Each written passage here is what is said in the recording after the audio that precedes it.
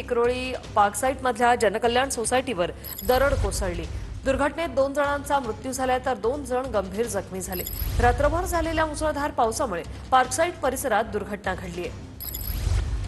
ऋत्विक आमचे प्रतिनिधी आपल्यासोबत थेट जोडलेत। ऋत्विक, नेमकं काय घडलंय? नक्कीच वृषाली, आपण सध्या त्याच ठिकाणी आहोत ज्या ठिकाणी दरड कोसळलेली आहे आणि आपण या ठिकाणचा हा भाग बघतोय।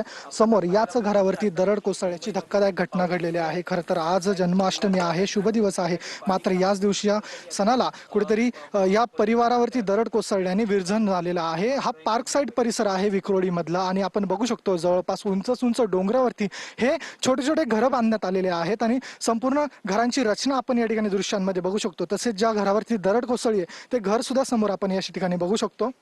जवळपास रात्री 1 ते 1:30 वाजेच्या सुमारास ही धक्कादायक घटना घडलेली असून या घटनेमध्ये जवळपास 2 जणांचा मृत्यू झालाय तर 2 जण जखमी झालेले आहेत। त्यांना घाटकोपरच्या विक्रोळी येथे घाटकोपरच्या राजवाडी हॉस्पिटलमध्ये ऍडमिट करण्यात आलेलं असून हे जे कुटुंब आहे त्या कुटुंबावरती आता विरजन झाल्याचं पाहायला मिळतंय।